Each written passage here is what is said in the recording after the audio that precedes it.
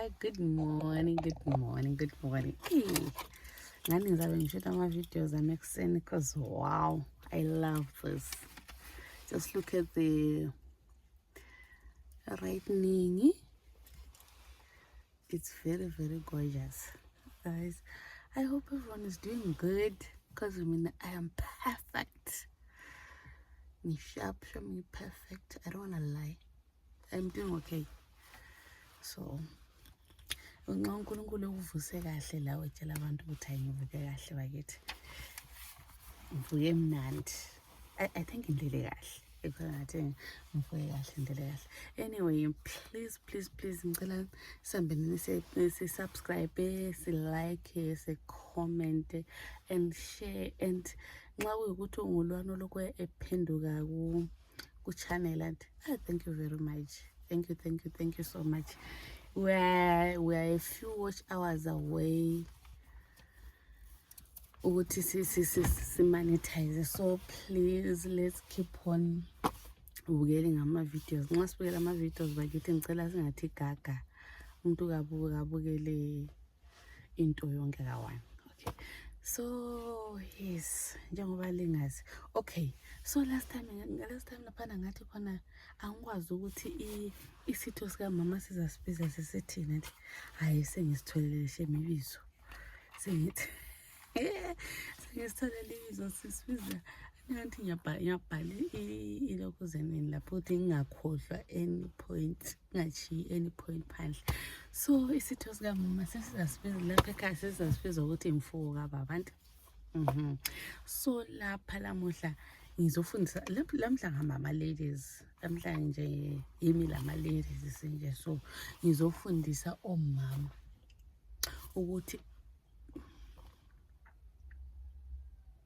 i-joystick kababa uyimunya njani ingaphakathi kwakho ngemfuko yakho, imfuko kamama, imfuko kababa.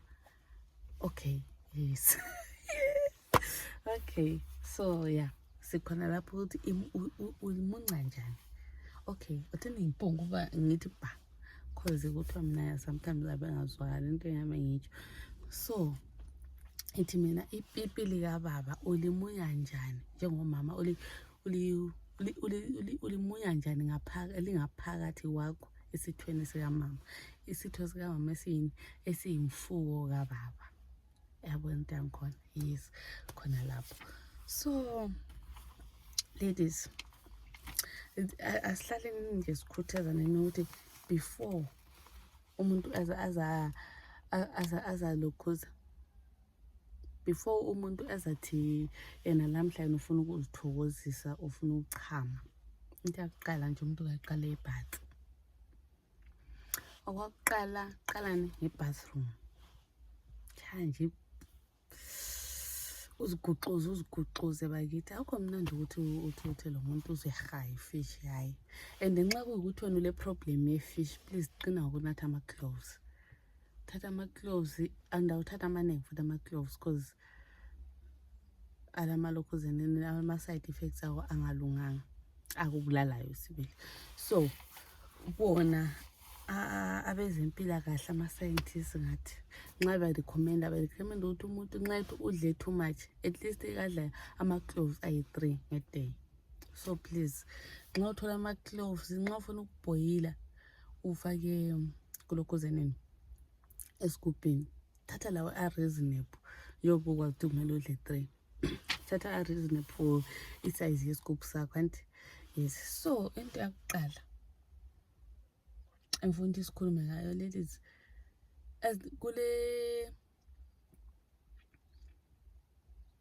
kule exercise leyana exercise ama-muscles akalokhuzenini and awemfuko kababa. Kuthiwa ama-Kegel exercises, and into yakhona le ayisonto ehluphayo. Into kunokuthi litshona lifaka imithi lani ukuthi kube tight and zifundise ukuthi uhlala uyenza ama-Kegel exercises. I-Kegel exercise lenziwa njani? Uyabona lapha nxa uchema esiNdebele, uchema umchemo lwana nje, umchemo ka everyone wamanzi lwa. kulesikhathi sokuthi uyakwanisa ukuwubamba ukuthi ungaphuma nje. Yes, ikho the way okwenziwa khona ama-casual exercises. Uyawubamba, ubamba ama-muscles akho uyekele, ubambe uyekele, and ungazifundisa lokho anti kuzaba easy for you ukuthi ukwanise ukumunca ipipi likababa lingaphakathi kwakho lapha, ulibambe. And nxa umbamba so yazi ukuthi uba lenye feeling like umzimba wakho uyayethuka, uzawuzwa nje la ukuthi umzimba wakho uyavibrate. Ukuthi uthini, you are doing a good job my sister, you are doing a good job, keep it up, keep doing that. And okunye futhi singajaheni into lezi, ungajahi ukuthi uvele ngifuna ukuthi ngihle ngimbulale khonapho. Hayi, into lena iyi-skill, iyafundwa. Uyahlala njalo uyenza ukuthi unjani ube ngumpetha. Ngeke ube ngumpetha phela ukwenza ikhejeleli one. Hlala nje, even uzihambela lapha ethareni akunamuntu abebona ukuthi wenzani, noma uzihlalele nje uzibayele ibhuku lakho noma yini nje oyenzayo, yenza ikhetshele exercise lana, yenza ngathiwa ukhina umchemo. Yes, yenza ngathiwa ukhina umchemo. And futhi ngifuna ukulitshela ukuthi uyenza nxa ku-10 exactly. Yes. Uyenza xa ku-10 exactly i-casual exercise yona le, nxa kuthiwa ku-10 lapho waye usenza i-casual exercise. So i-casual uyakwanisa ukuyenza ngezikhathi ubaba engena laphana, esanda kungenisa ikhanda, uvele umunca, uvele umbamba umsqueeze ukuthi ngama-muscles egwayi lakho. Because nxa ngakhuluma ngezimfuko kababa nalisezwa. So imfuko kababa ligwayi lakho wena mama. So engena khona phana uhle umuthi esanda kungenisa ikhanda, itip yekhanda isingenile, isingani isingena sibili, yo itip isingena, ikhanda lakhe selingenile, and uvele umuthi kwi. Ngakho ukuthi uyakwanisa futhi ukumbamba during elokhu engena ephuma kwephaka laphana nje uyambamba futhi, but kuyobe kufuna ehamba nge-slow pace, because once wathi ubamba khona kuba yi-challenge. And futhi nxa into yakhona ungakayijwayela and usathi ukuyifunda ukuba yi-challenge sibe serious ugcina ugive upile. So khamphana engena lakhona phana esephuma, yikho lapho umbamba khona, umbambe umsqueeze. And yabona nxa lisenza kumbe missionary kumbe yini, but isitayela sokuthi wena uyabulele phansi and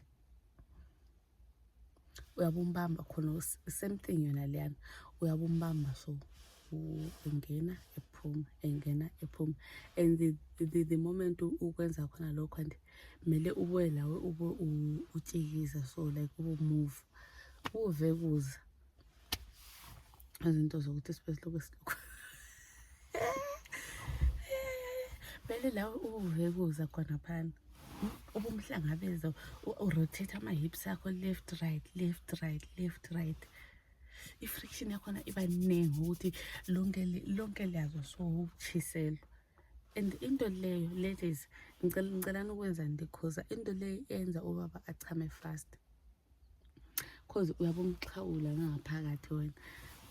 Uma ngisemzini abantu guys, so I make sure ukuthi akula muntu othutshayo lapha azangizwa ngikhuluma. I-friction iba ningi laphana nje okwenza ukuthi ubaba agcine sechame fast. So imagine wena laphana ngesikhathi engena nandi wena la ulokhu umsesetha, ukuthi nxa usesetha amabele uyakusesetha njani, uyenza ukhomana ukuthi hwaya ungani uyalibhodisa. So siyenza khonokho, ubhala ucoconut ngeqolo lelo mntwana, umbhale ucoconut, umbhale. And okunye futhi bakithi awulokhuzi into lena ngekuhle ube ngumpetha nge-one day. Hayi, ngeke ube yintshantshu nge-one day. Uzinike isikhathi ukuthi even noma engekho anti aliyenzi lutho.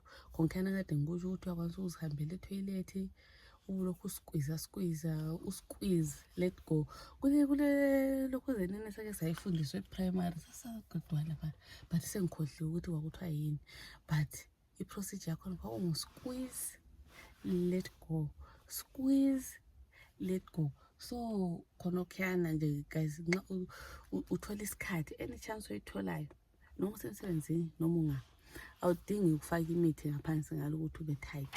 Xa ufuna uba tight yenza ama-casual exercise, squeeze let go. Uyaqala kancane kancane ubale ubale 2 seconds and nxa usaseyi-beginner usazama ukuthi ujwayele into yangikhona waqala 2 3 kancane kancane usenza njalo mhlawumbe uyazibona ususqueeze ka-20 ungaze ungaphumula. So yes ladies, kulabantu ababehlala vele bebuza ukuthi kanti vele kusqueeze kanjani, and please don't forget to subscribe, comment, like and share. Lilibisela abantu abaningi sebaningi. Khala ngale Nkosi yalithanda ne. Yes, ngithanda kabi kabi nje uku-serious. Yawubonga. Yawubonga, bye guys, love you so much.